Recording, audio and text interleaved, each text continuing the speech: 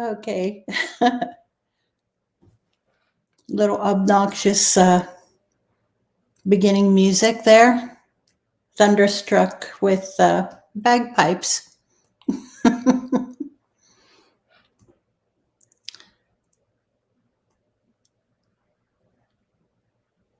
Okay, who all's on here? Hop on and say hi.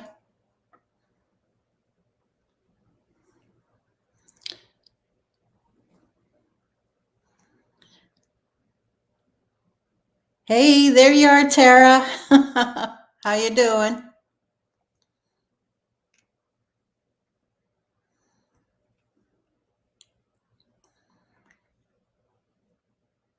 Hey. Oh, you didn't hear the music. Oh. Hey, Diane. Okay, hold on. You didn't hear the music? All right. Let me.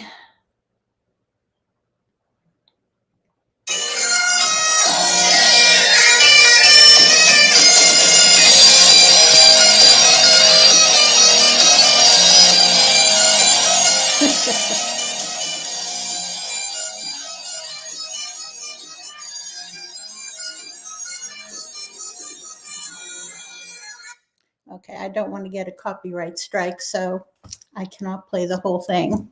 Okay. Yeah, it's a little, it doesn't come across real well because it's a live performance. Let me see. The artist is the Bad Piper, Thunderstruck, and it looks like he's playing in Edinburgh.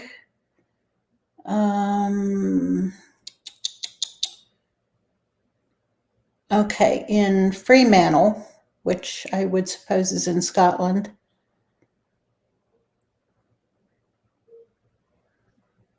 Yeah, it's not Clanadonia. I usually more cowbell. Yeah, needs more cowbell.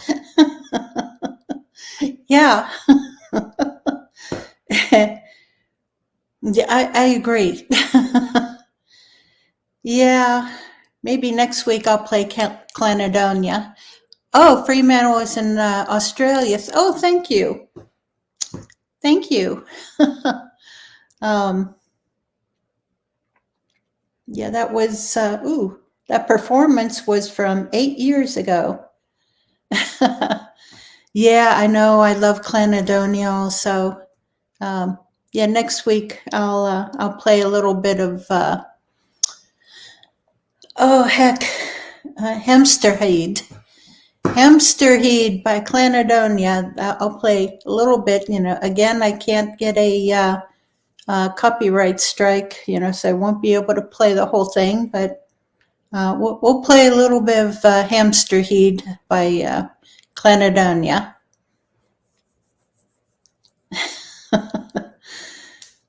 Okay, guys. Looks like we got a pretty good crowd on here already. That's good. Yeah, yes, Hamsterhead, yes. If you're unfamiliar with Clanadonia and Hamsterhead, they have a live performance in Edinburgh, and this is probably around 8 years ago or so, maybe 10 years ago, that they performed it live on the street, and it was during a big festival, and it is fantastic. It's bagpipes and it's drums. It's fantastic. Love it. I love Clanadonia. I bought their CD way back when, and it's packed away somewhere yet. Guys, if you read in the description, I said, yeah, cowbells. Yeah, unfortunately, no cowbells in Clanadonia, but it's an old skit from Saturday Night Live with Christopher Walken and the Saturday Night Live team. Oh, heck, somebody come in. What's the name of the song? But Christopher Walken comes in, as the band, so-called band, is playing the song. It's a rock band. And yeah, Will Ferrell, yes. And they're playing this rock music, and it's a famous song, and I'm blanking out on the name of the song. And Christopher Walken is the record producer, and he keeps coming in and says, I don't know what it means, what it needs, but it needs something. And he says, cowbell, it needs more cowbell. And so, Will Ferrell, he has a cowbell, and he keeps, and he's really bouncing around, and yes, thank you. Blue Oyster Cult, yes, don't fear the Reaper. Oh my God, yes. Thank you, Robert. You are really, you're spot on today. You're on the ball. It's a fantastic skit. I think it is on YouTube also. So search on YouTube after the podcast, not right now, but after the podcast, get on YouTube and do a search for Don't Fear the Reaper, Saturday Night Live, Christopher Walken. Just throw in a few more keywords like Will Ferrell and cowbell. Yes, I got a fever, and the only prescription is more cowbell. Fantastic skit. Love it. It's hilarious. But yeah, look it up. Definitely look it up. And no, unfortunately, Diane, Clanadonia, they do not have cowbells. They've got bagpipes and drums, and no cowbells, but just fantastic. Look it up. Look it up. If you read the description on here, I had a fantastic show, fantastic subject planned. It was great. It would have been great, and I will save it for next week. But today, really, for the past 4 months, there's been a lot going on. There's a situation, and I'm having to deal with an estate. I'm the executrix for an estate, and there's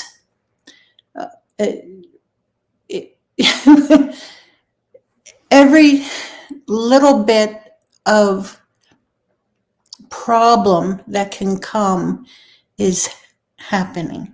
Everything, obstruction after obstruction and problem and glitch. The county courthouse was hacked, and so they couldn't access records to swear me in as the executrix. The FBI was there, and and then the wrong social security number was on the death certificate, and so here's 4 months down the drain. We got to start from scratch. So, okay, enough griping about problems. Thank you, Robert. Thank you. We're going to get right on the ball here, and thank you for starting us off. What area of Pennsylvania is the most Bigfoot activity, in my view? Oh, God, the most activity. There are quite a few areas that it's like small pockets here and there where the activity is sometimes really off the charts. And some of them are pretty well known. And yeah, Diane, I know I need to go camping. And I kept looking at this weather and thinking, oh man, I've got cabin fever. I really want to get out of here. But yeah, the Bigfoot activity. Let me think. Well, I'm just gonna have to name a few areas for you because, like I said, there's pockets of great area. Um, uh, Quebec Hollow. It's spelled the same as Quebec up in Canada. Quebec Hollow. In on the Chestnut Ridge. That would be, I don't know if that would be considered Farmington area, but there's a trail. It's part of the state park, the state forest, Forbes State Forest. Oh, hey, Melvin. Well, great. That's fine. Great seeing you.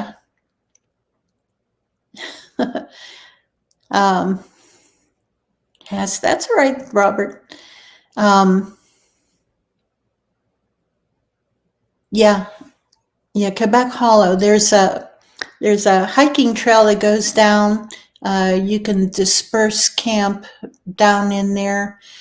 And if you are familiar with the Bigfoot Museum in, what is it, Bear Rocks up on Acme. Bear Rocks on, Acme, Pennsylvania. That's what it is. Bigfoot Museum in Acme, Pennsylvania, up on the mountain. The owner of the museum, he called me, when was that? Maybe 7 years ago or so, asking for a recommendation. He wanted to go camping somewhere in an active area. Thank you, Debbie. And so, yeah, I had heard about activity there in Quebec Hollow. And so I suggested, go down there. You can backpack down there and camp. And I heard that it's active, and that was about it. Unfortunately, he had a very traumatic experience there. The Bigfoot they didn't want him there. They were throwing rocks or acorns at his tent all night long. Go up to the museum and talk to him. He'll tell you about it. It's and I'm sorry that I recommended the area to him now, but it was he wanted an active area. Let's see, another place out in eastern Pennsylvania. What's the name of that state park that I heard? Promised Land State Park, around there. I've never been there, but I've heard that it's very active. The Allegheny National Forest. There's certain areas around there that are very active. Westmoreland County is active. Greene County is active. In fact, again, hey Patty, good to see you. In fact, April 25, 26, 27, I think are the dates. Thursday, Friday, Saturday, leaving Sunday. April 25th, I think, through the 27th or 28th. Can't remember offhand, but look at your calendar. We are camping. We have a camp out. Everyone's invited at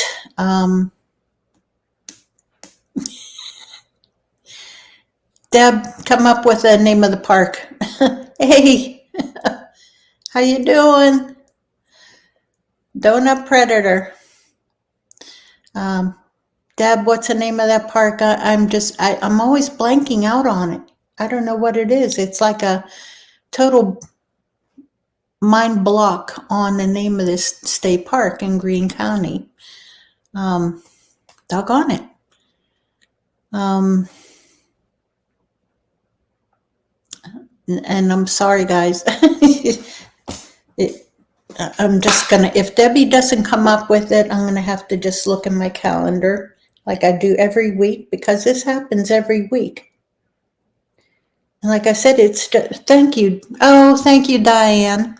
Debbie just completely dropped the ball. I expect her to come up with this, but you saved the day, Diane. Thank you. You get a gold star. Ryerson Station. But yes, it's yeah, we're doing a camp out there. You'll have to make your reservation through Diane beat you. Sorry, you dropped the ball. Diane saved the day. She did. Yeah, you'll have to make your reservation through the state park reservations.gov, or just Google Ryerson Station, and it'll and campground and camping. Let's see. I will be in campsite number 27.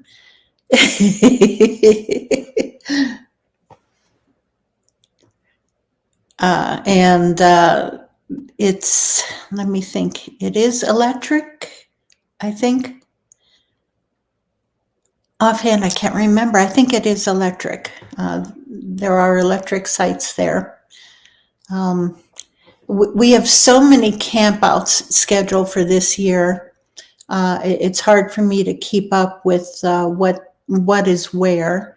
And because we're also going to Prince Gallitzin State Park,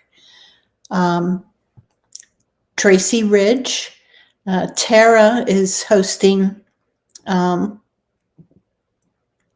group camp out. Patty, number 27. Hey, if you can fit in and you don't get us all kicked out, come on.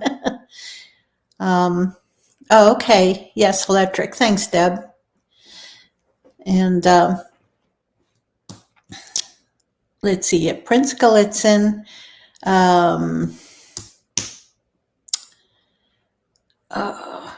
okay, yeah, Tracy Ridge. And where else? There's a couple more. And offhand, and I know that I really want to get something set up at Micho. Yes, Diane said it first again.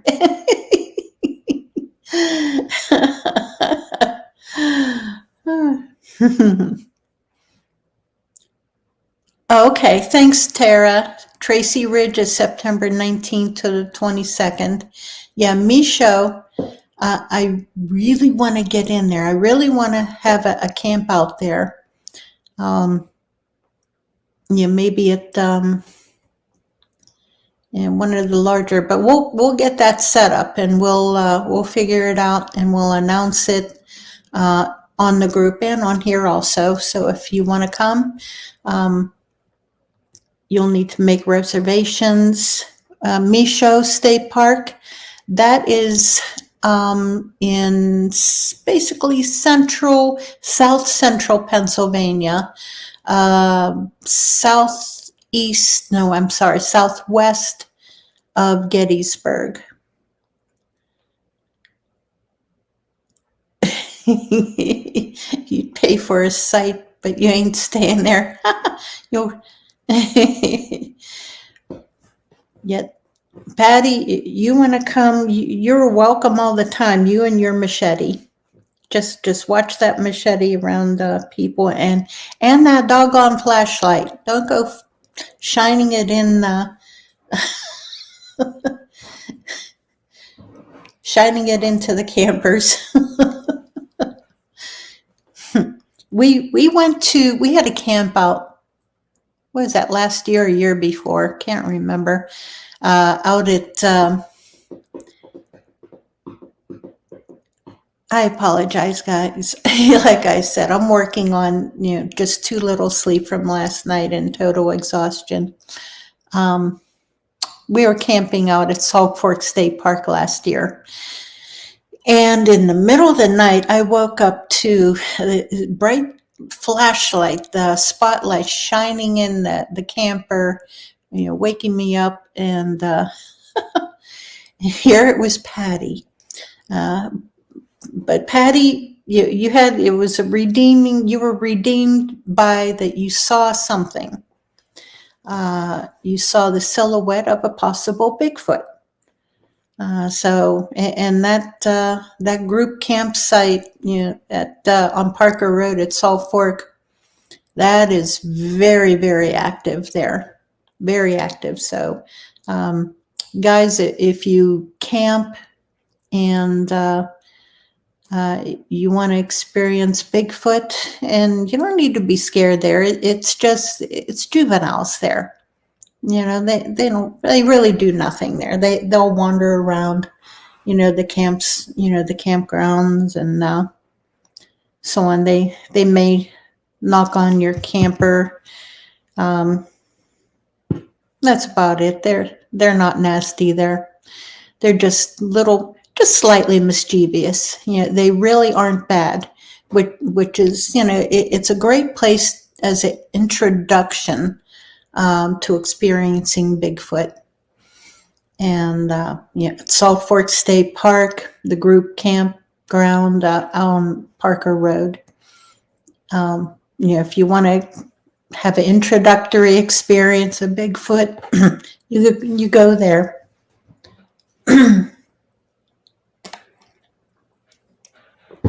Now, Patty, I know you had a question left over from last week. And let's see. And I can't remember what it was. I know I wanted to remind you about it. Yeah. Yeah, they do. They'll put out some pretty good calls out there. They'll sound like an owl, but that owl was about 800 pounds. Let's see, Patty, I'm trying to remember what your question was. Oh, okay. How long do I think that they live? All I can go by is what I've heard from other researchers who experienced them. Basically, they're lifelong, where the Bigfoot lived on their farm or something, or in the area where it was just a long-term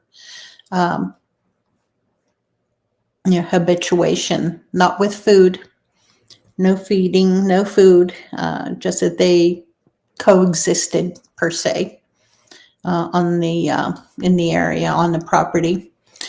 How long? And this would be, of course, conjecture. I'm guessing that's it. And it would depend on diet, injury, disease, and environmental factors where maybe construction is going on and their environment is destroyed. It's all I can guess, and going by other non-human primates, like gorillas and chimpanzees, 35, 40 years, probably average. Under optimal conditions, I don't see why they wouldn't be able to live, 70 years. But but that would be optimal conditions and diet and so on. Yeah. There's around here, they just started doing some strip mining about half a mile or so away from me. And I'm not happy about it because, that's part of the Bigfoot's territory around here, where I hear them from. And I'm not happy about it. I'm sure they're not happy about it either.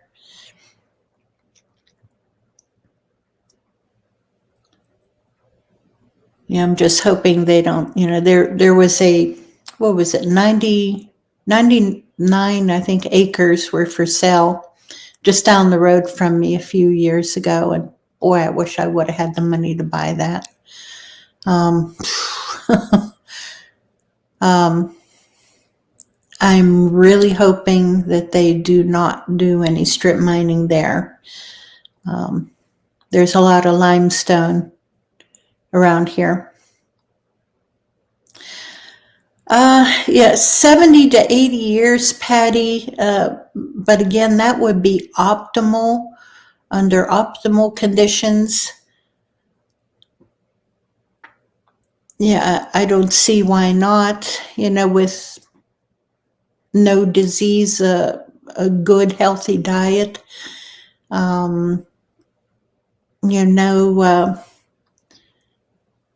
No other adverse conditions in the area. I don't see why not. 70, 80 years. Yeah. But I would think on average, because of injury and disease and human intervention and so on, whenever humans start nosing in, well, then their lives are endangered. So because of that, that's why I say probably around 40 years, 35, 40 years, maybe up to 45 on average. Yeah, Melvin, corporate greed. Yeah, I hate to see it. I see these beautiful forests around here, and it's gorgeous. And then they come in and they start the strip mining, for the limestone, dig out quarries and everything, and throw that dust up in the air, and then the dynamite and tannerite and whatever else.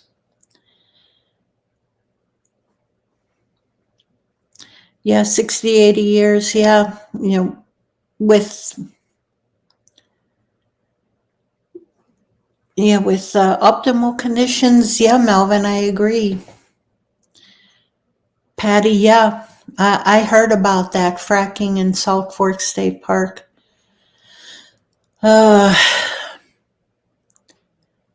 Yeah, there's Bigfoot aren't going to be happy about that, and along with quite a few other people also. It's bad.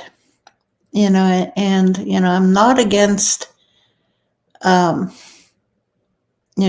gas wells and everything. It's just there's too much of it. If you look at a Google Earth of Oklahoma, Texas, and a few other states, Colorado, just look at Google Earth, and zoom down, all you see is oil well and gas well pads everywhere. It's like,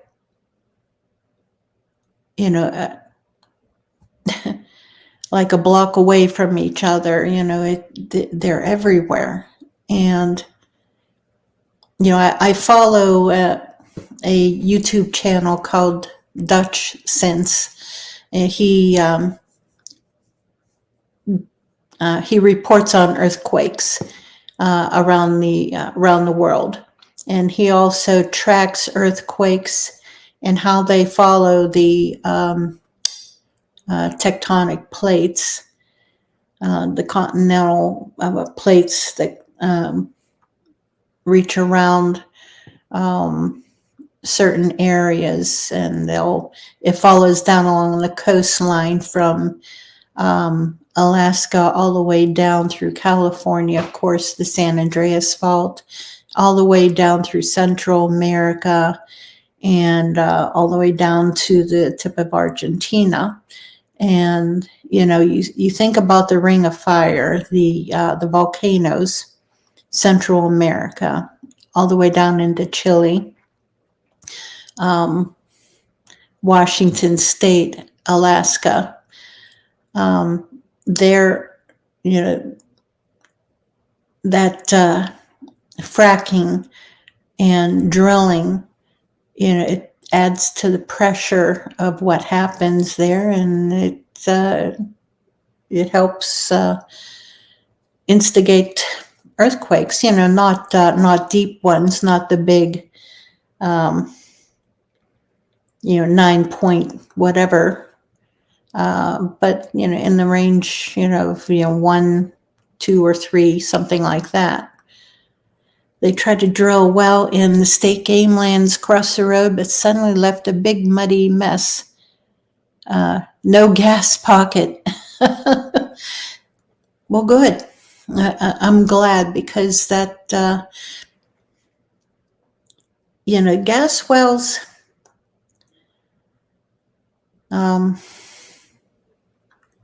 Again, I'm not against, corporate growth and employment, and, money coming in from businesses and jobs and so on. It helps the economy. But then whenever it does damage, that's whenever I have a problem. The entire, hundreds of acres of forest, just cut down. I see that, and it's it's bad, because you think, okay, where are those animals going to go? Not just the Bigfoot, but everything else.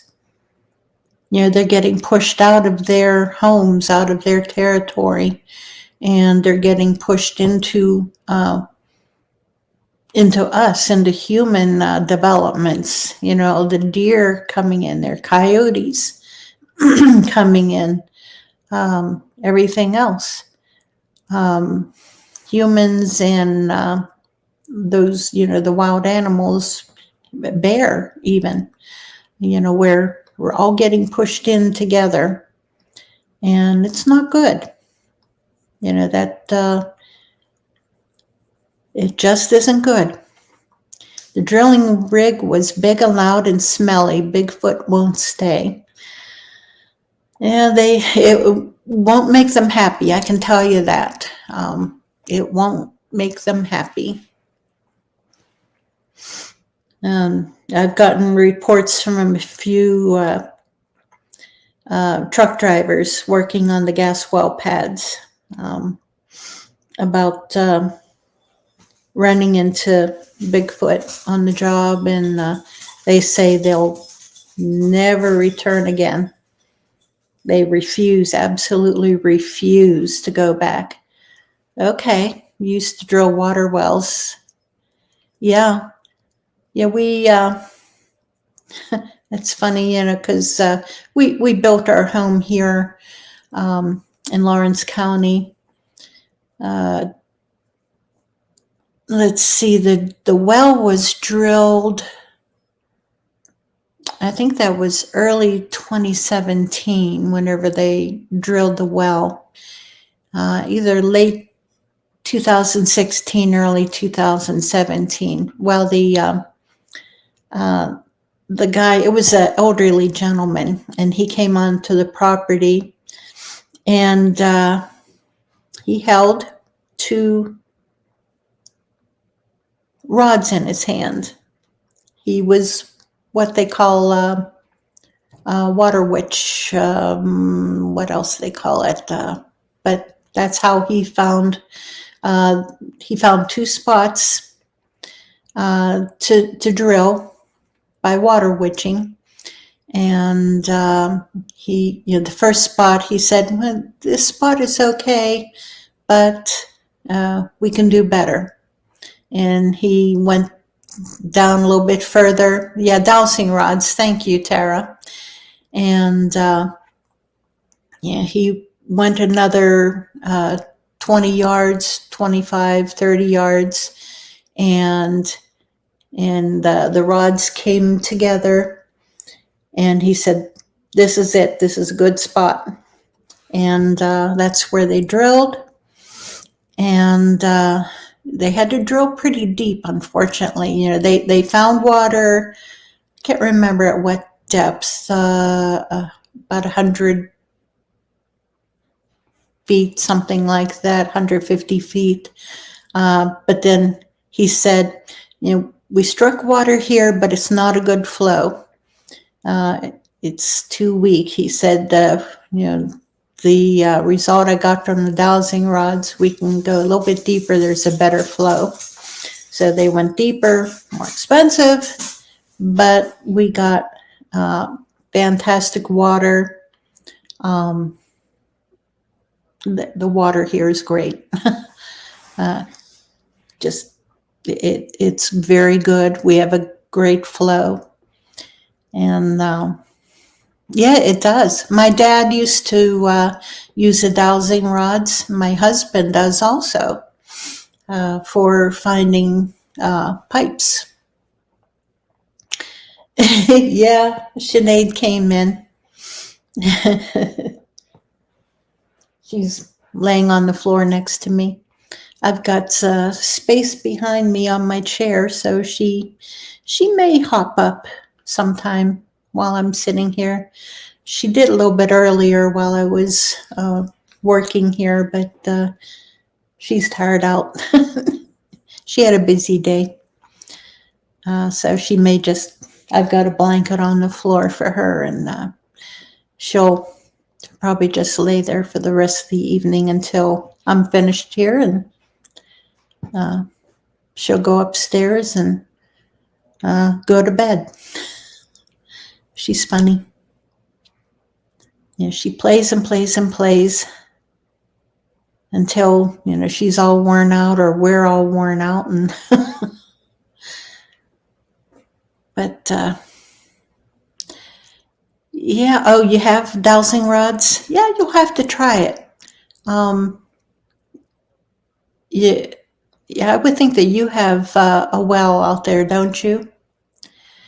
Yeah, our neighbor has a shallow well, and his well is always going dry. But he's been there for like around 50 some years or longer, and they drilled his well, 50 years ago, and so they really didn't drill deep. It's a shallow well, and it does go dry. And but ours,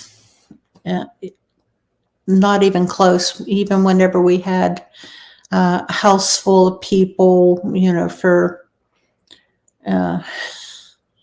for a couple months, basically. And yeah, we've got a great flow here. Oh, your well goes dry also, Patty. Yeah, well, there you go.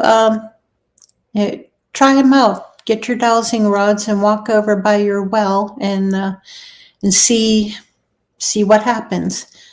And get a feel for the response, and then walk around your property and see if you get the same result, or a little bit better in another spot.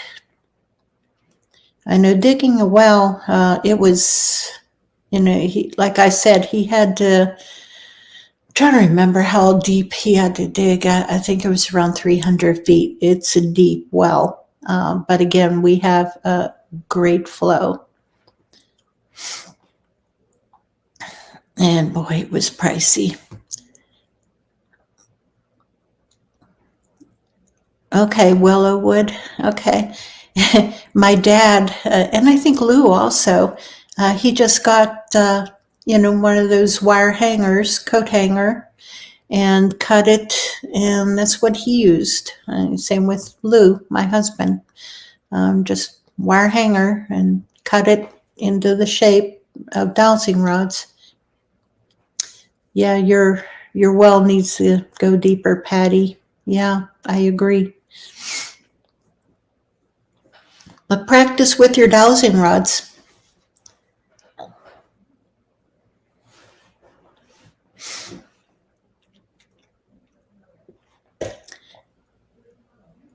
Yeah, I told you guys, this is just a free form evening where doesn't matter what we talk about.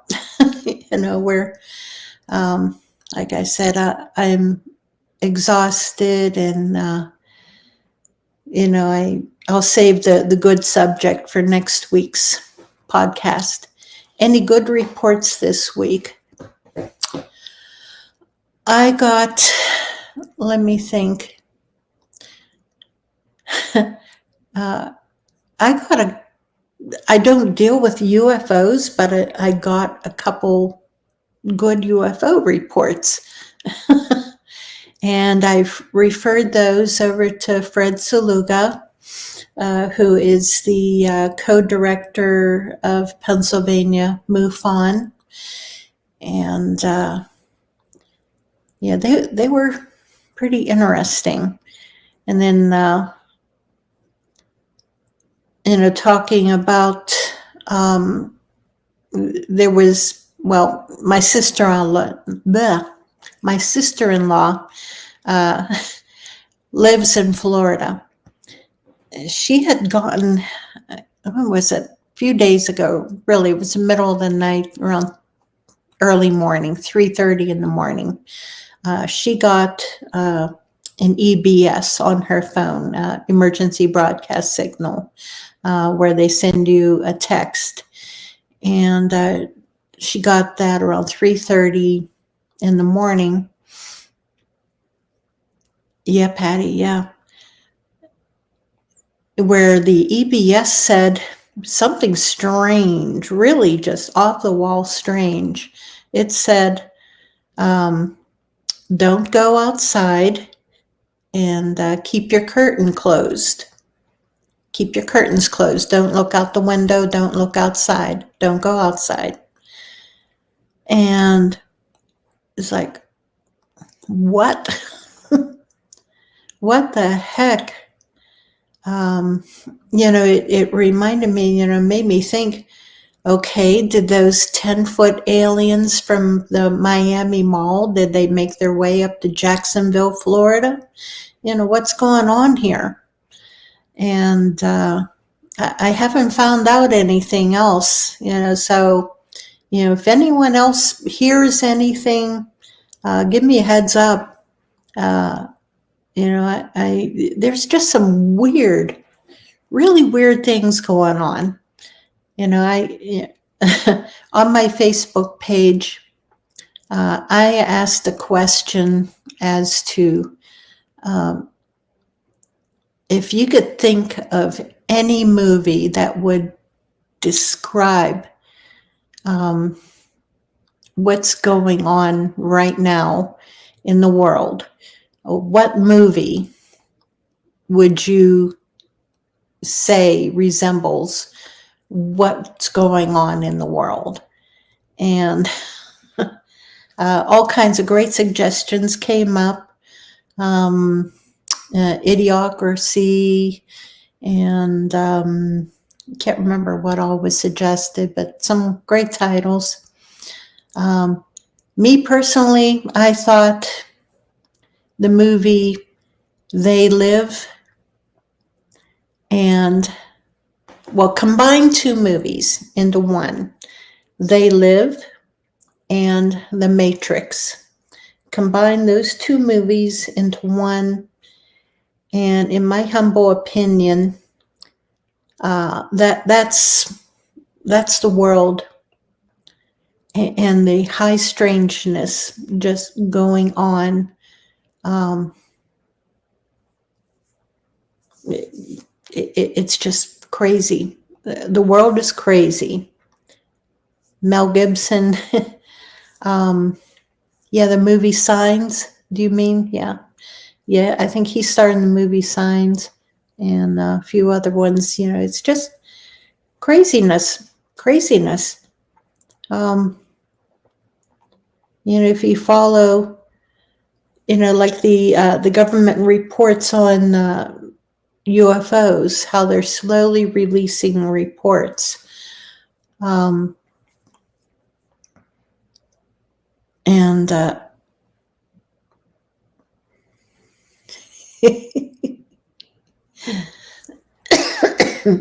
yeah, you're right, Melvin. Signs. Um,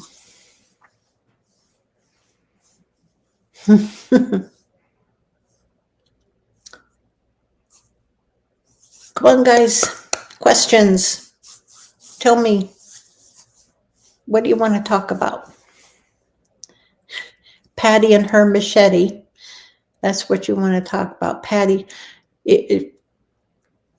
Patty, if you ever go camping with us and Patty is there, be prepared for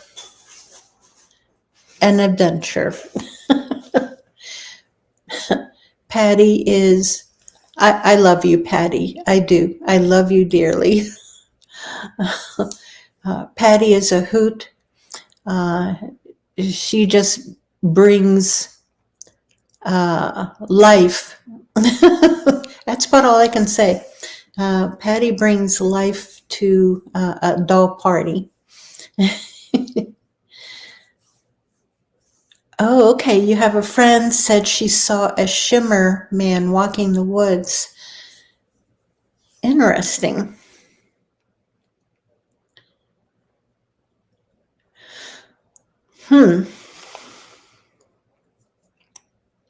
That's a new one on me, shimmer man. I don't recall hearing anything. Now, does that mean that the man glowed or shimmered? You try your best. Oh, thanks. Kind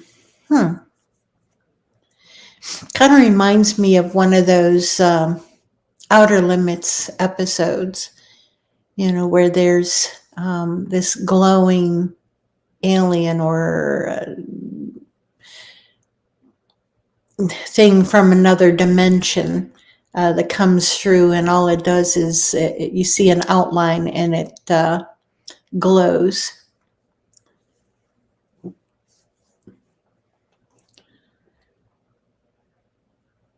Okay, Alabama Swamp. AIT training. We watched Three Strange Lights one night. Yeah, whenever you see, I suppose, are you describing the orbs that just bounce around in the air or go through the trees? Okay, you were in North Alabama. Yeah.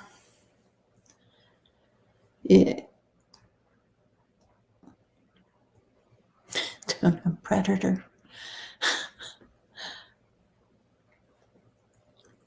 Predator movie. Okay. All right. Very cool.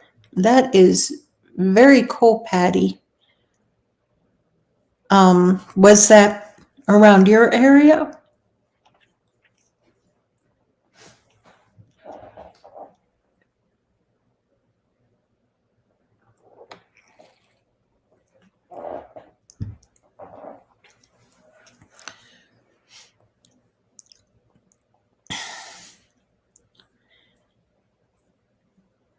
Yeah, if anyone remembers The Outer Limits, I think there was an episode where, this glowing humanoid was walking around, and that's kind of what I would picture as Shimmer Man. But then Predator effect, that would also explain it. Yeah. Wow. Yeah, orbs are just something else. I haven't a clue What they are, I truly don't. There's so many possibilities as to what orbs or those strange lights are. No explanation. I truly don't know. Okay, your friend went into the woods to pee. Needless to say, she didn't get a chance to pee. Yeah. Okay, Diane. Yeah, you saw it on the Outer Limits too. Yeah. Oh, I loved the original Outer Limits now. The original ones. Those episodes were the best. Fantastic writing. Okay, Ohio. She set up by Ashtabula County. Okay. Okay. Interesting. I have received a couple reports from up near that area. Yeah, I've heard a few reports and received. I think there's a campground up there that a friend of mine had gone camping at, and she reported hearing something growling. And her granddaughter had wandered off closer to the woods, and she heard growling, and so she went and grabbed her granddaughter and brought her back, away from there. I think they didn't stay. But yeah, there's a few reports from up in that, in the Ashtabula County area. Yeah, the original Outer Limits. I love sci-fi. I love quality sci-fi. I've read, Robert Heinlein and Robert Bloch and, so many of the other, H.G. Wells, of course, and C.S. Lewis even. You think of C.S. Lewis, as Lion, the Witch, and the Wardrobe. Well, he also wrote a few very early science fiction type books, and I highly suggest them. Been many, many years since I've read them, but yeah, his writings are fantastic.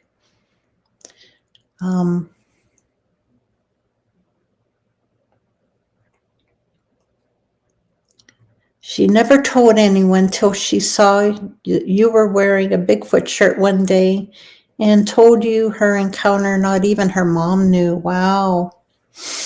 Oh, wow.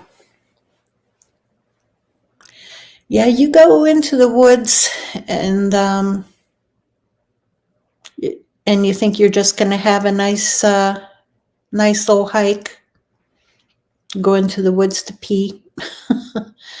You never know what you're going to see. You never know. Heck, there's people that stop along the road and just step into the wood line to pee, and they disappear. The car is still running, the door is open, and they're just gone. Now, is it a mountain lion that possibly took them? Yeah, possibly. Bear, possibly.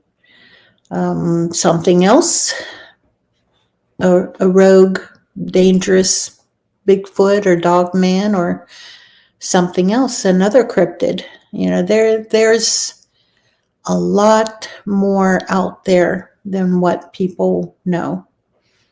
A lot.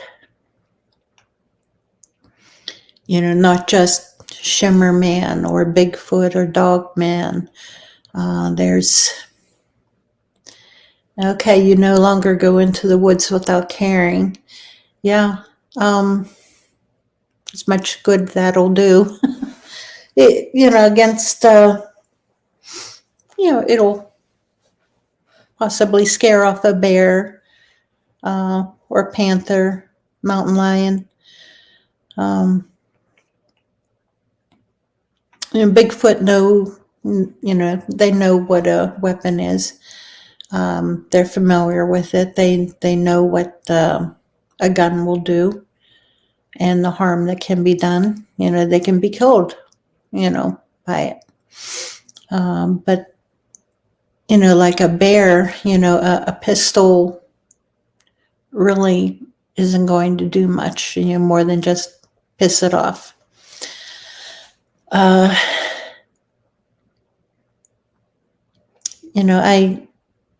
I don't carry all the time, but whenever I do, depending on the area that I'm in,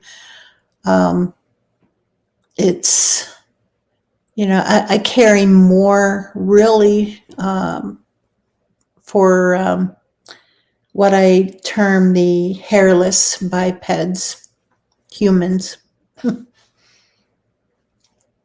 Yeah, they're, in my humble opinion, humans are the most dangerous thing out there anymore. Yeah, anymore.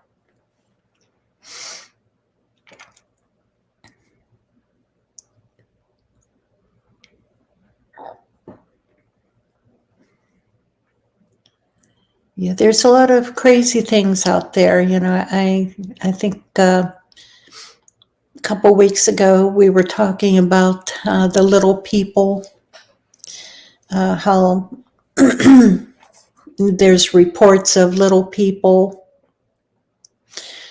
out there. Really, you hear reports all over the place. I've heard reports from out in Oklahoma, here in Pennsylvania.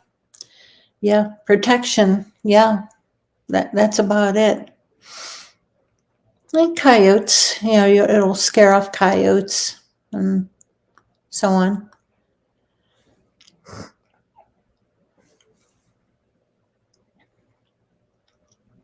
And you go to some of these festivals and you hear names of all these different cryptids, that's out there. There's goat man, sheep squatch,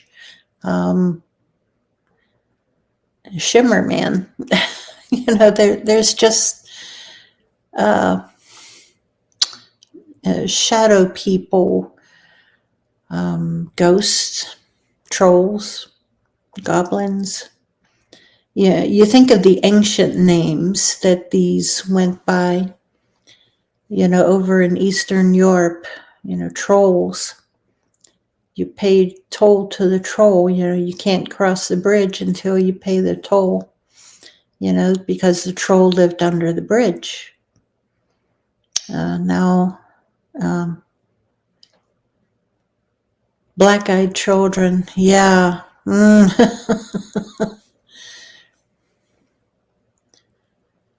Yeah, skinwalkers.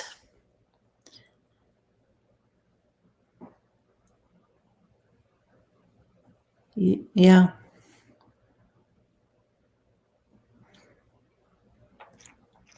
I know. I know what I witnessed also, but there's a lot out there, Melvin. There is a lot more out there than what people realize.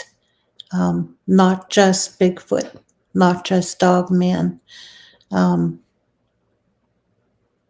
There's a lot more out there. Just, that extremely dangerous things out there. There's things out there that respect humans and what we can do to them.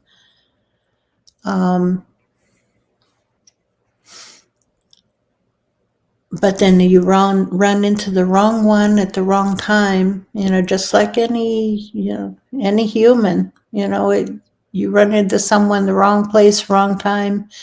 They're in the wrong mood. You're in a world of trouble. Okay, Patty.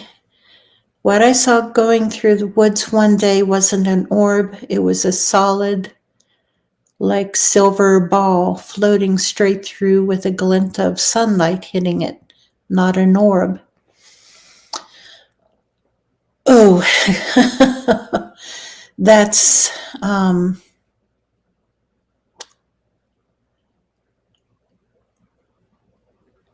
yeah, that's not an orb. That sounds more like, what would you call it? Like a sort of like a drone, um, from a UFO, like a remote drone going through, checking things out before the big guy comes down. Who knows? Who knows? That's really weird. You should tell Fred Saluga about that, Patty. Report that to Fred. He'd be interested in hearing that.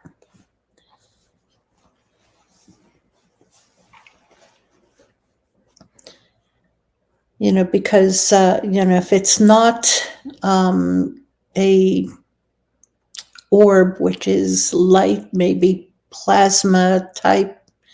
Okay, you did tell him. Good.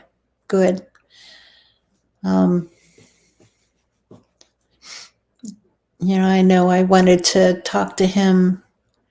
I wanted to figure out, what it was, if the creatures, aliens that I saw, that I experienced, and yes, I have experienced something like that. If they are known, if they have a name. I know they've got names for all kinds of different types. It's like Bigfoot and the other cryptids. Well, there's different alien type creatures also, and they have different names for them. And I'm just wondering, are they familiar with what I saw? The ones that I saw, it was over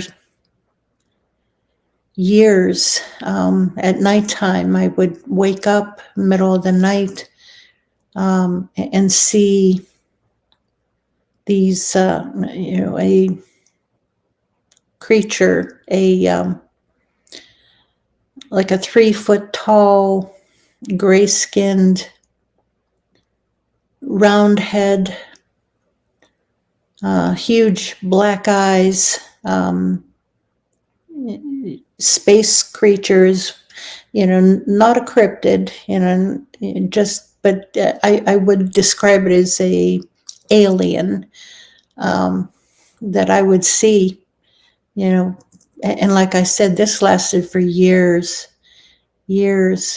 I would wake up screaming and, crawling, away from it, in bed, just, I haven't experienced it since moving here, though, thank God. But that went on for many years. And I have seen UFOs and experienced ghosts, seen Bigfoot. I have not seen Dogman yet. And again, I keep saying it. I have no desire to see a Dogman. Don't want to see any other cryptid. I really have no desire to see that. Bigfoot, that's it. That's it.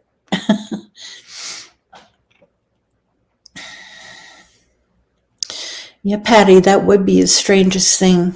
That really would. To see a metallic ball. Okay. Have you heard about the big temple-like structure they have discovered and uncovered in Turkey. I think so. Um, they dug it out, I think. Yeah, I think I briefly read about that. I kind of skimmed over the article. I really didn't dig into it. But I find stuff like that fascinating, uncovering ancient structures. And there are some structures out there that are, you think of human history of being in the 5,000 year range at most. Well, there are structures out there that are in the range of 12, 15,000 years and beyond. Actual structures. If you look down, from space or from Google Earth, and you can kind of make out the outline of these ancient structures. It's amazing what is out there. And of course, our governments know. They know about this. And, you think, the technology that our government has that they're using on us, weather modification. You think about the weird winter that we're having. That's weather modification.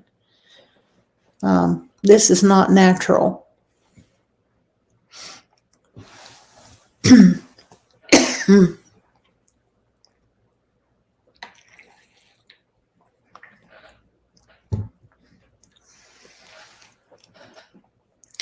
Okay, you actually talked to aliens abducted person in upper state New York.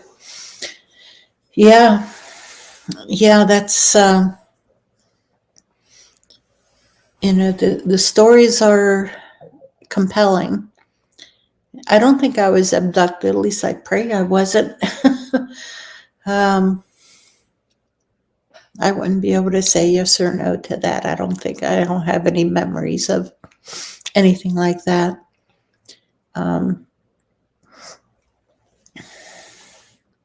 It's just, I know my dad led a strange life, and apparently I've inherited that also.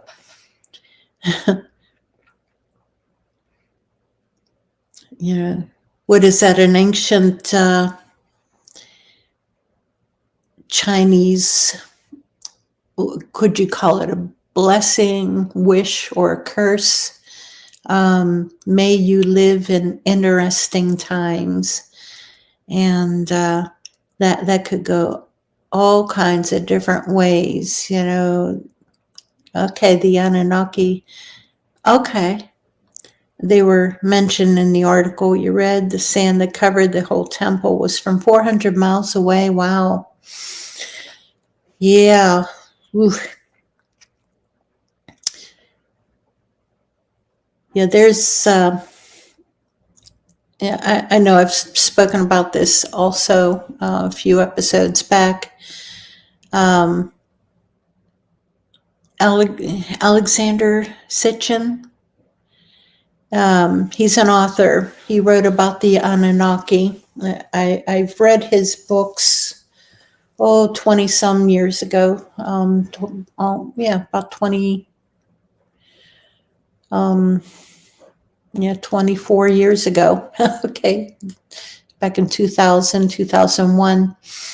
And fascinating. Look him up on Amazon, and if you can pick up his books, they are fascinating, where you learn about the Anunnaki and how they came to be, and how humans were slaves that were used to dig up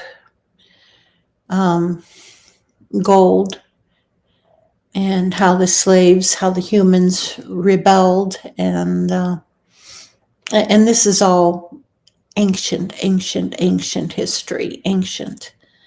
And I think the history of it was taken from Sumerian texts that he transcribed. It's fascinating reading, absolutely fascinating. And a lot of this, you read some of this in the Bible, in the Old Testament, and also, and of course, Anunnaki are not mentioned.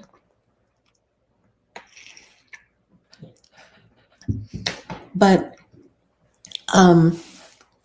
there's the non-canonical books like the Book of Enoch, the Book of Giants, the Watchers, and so on. You read that, and you read Alexander Sitchin and some of these other writings, and you learn so much more. If you're not a Christian and not into the Bible, think of it as history and come at it in that way. It's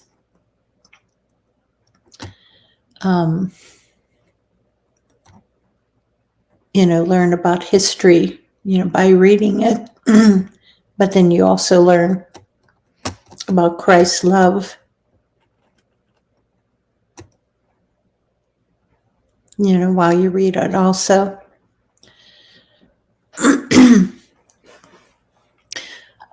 Okay, guys. I think my voice is starting to go, and I'm slowly winding down here. It's 8:45. Let's see. Pillars in the temple. We'll end up. We'll stop at 9:00.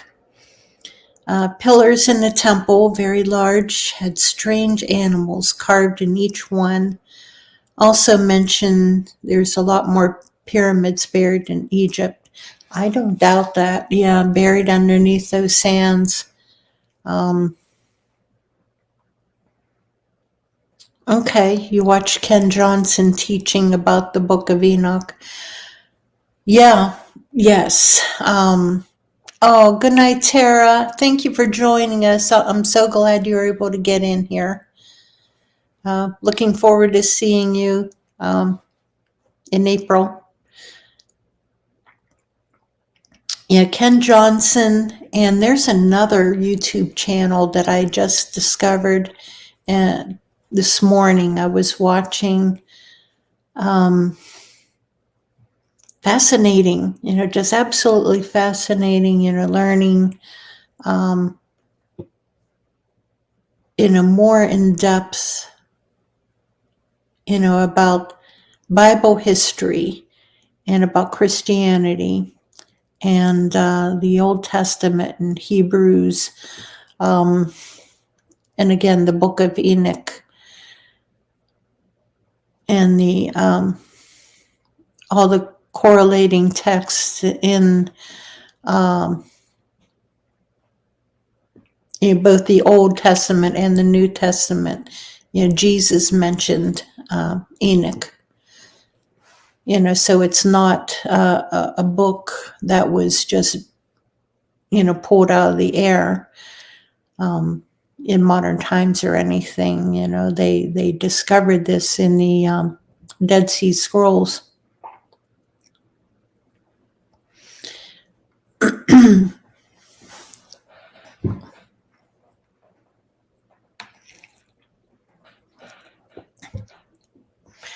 I keep forgetting that I can highlight your comments. Shame on me.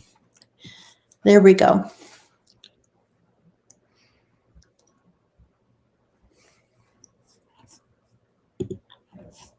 Yes. Remind me about doing this, guys, okay?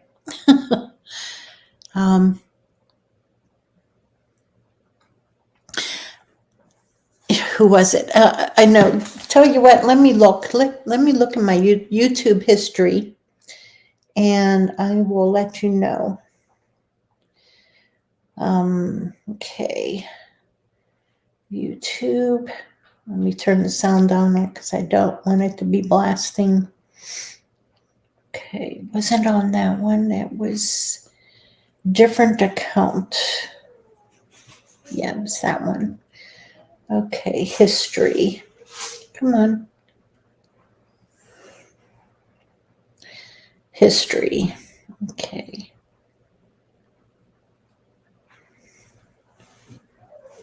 Was it that? Okay. Nelson Walters. This might sound crazy, but no, stop it. Stop it. No, I turned the volume down. Okay, Nelson. All right. Let me go to his main channel. Okay. See if you can see. Ooh, okay. Okay, Nelson Walters.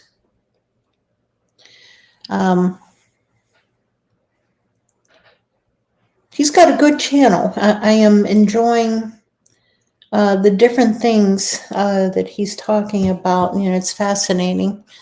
And, but yeah, oh goodness, yes, Ken Johnson is another really good one. Fascinating learning.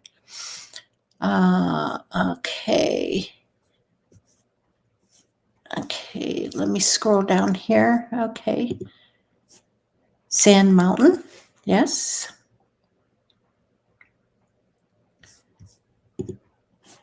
Central Pennsylvania, Melvin, okay.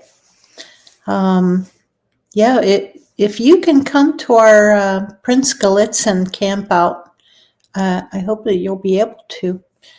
I think that's in August. If someone on here knows and remembers, bring it up. Otherwise, I'll just look in my calendar because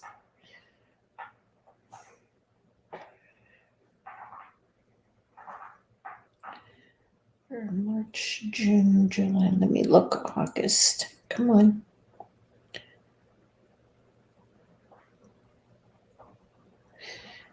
Okay, no, that's September. You skipped. No, it's not August.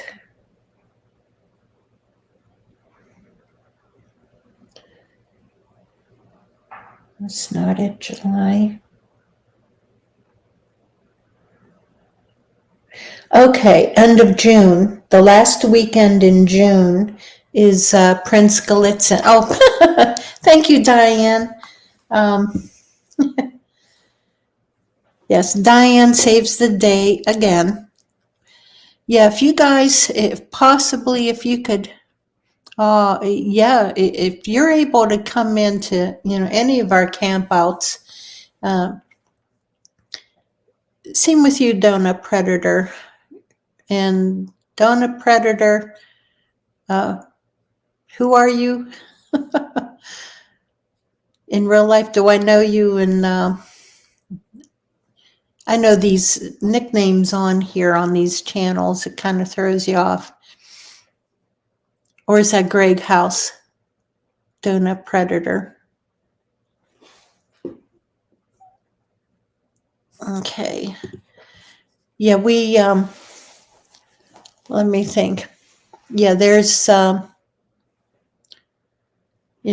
camp out. Yeah, Gallitzin will be a great learning weekend. Absolutely, it will. That's in central Pennsylvania. It's in Cambria County. And fantastic area. Another great learning weekend will be at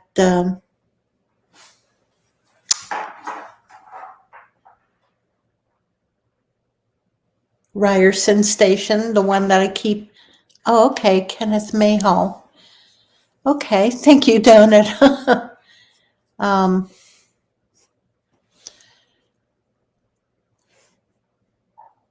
yeah, are you on Woodwalkers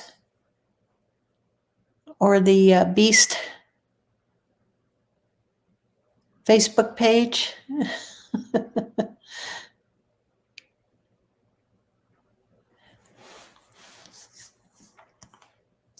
Okay, you're 70.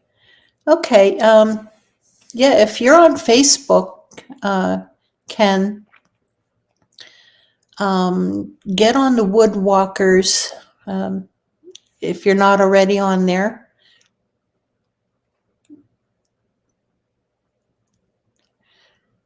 Yeah, Woodwalkers or Beast, and yeah, they are planning a camp out at Land Between the Lakes.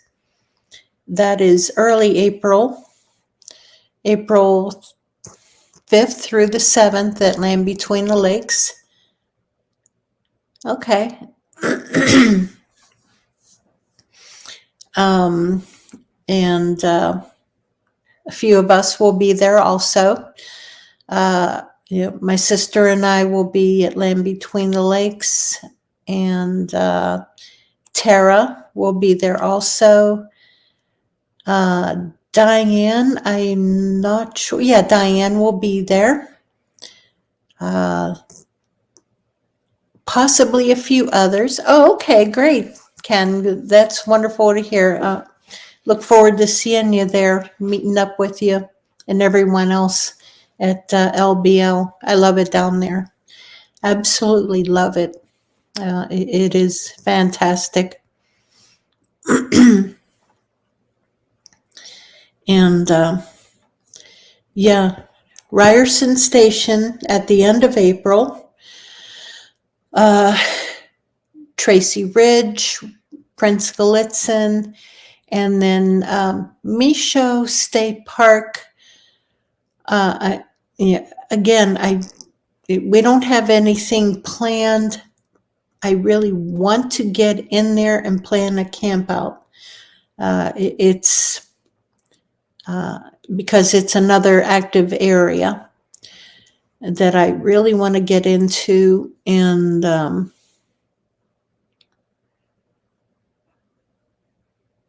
I've heard quite a bit. I want to get in there. I want to camp. Right now I'm just suffering from cabin fever. Also, I just want to get out. I want to get out and camp so bad. And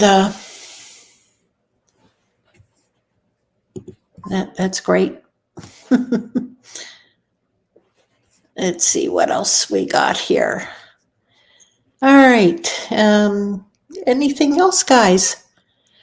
We're about 5 minutes to 9. Yeah, I want to end this at 9. But if we are at the end of our conversation, then yeah, we all do. Yeah, we're all suffering from cabin fever. We just want to get out. I went out in the fresh air. Our temperatures have been so mild recently. It was great. I had the window open, feeling the fresh air coming through. It was at nighttime. Great sleeping. Today, the temperature dropped and it was freezing again. High winds. The winds are blowing pretty good. But so no camping this weekend. Yeah, I think it is. It sounds like a wrap, and I think that it is a wrap. Melvin, thank you so much for joining us. We do this every Wednesday evening, 7:30 p.m. Eastern Standard Time. I go by the nickname Monkey Wench. We used to have a all-female research team, and over the years, little by little, through illness and so on, we've lost we've lost a few of our female members, and right now it's just down to myself, basically. Diane, thank you so much. I'm so glad that you joined us. Yeah, you and Patty and Tara. These ladies, guys, I want you to know, these ladies are fantastic and great researchers. Patty is, she lives in northern Pennsylvania. Diane is in eastern, and Tara is in northern, central, north central, and fantastic ladies. Love them all. I love my team. My team of researchers. They're great. I just may recruit a few of them as my new Monkey Wench team because I need to get my my team going again. Every Bigfoot, whoop whoop. Yes, check for ticks in weird places. Thank you. Thank you so much, guys. You have a great evening. This is as exhausted as I've been this evening. I think it went well, and I apologize for whatever. Next week, it'll be better. It'll be better. I can pray. You guys have a great evening. Have a good night. God bless. And we'll see you next week. Monkey Wench out.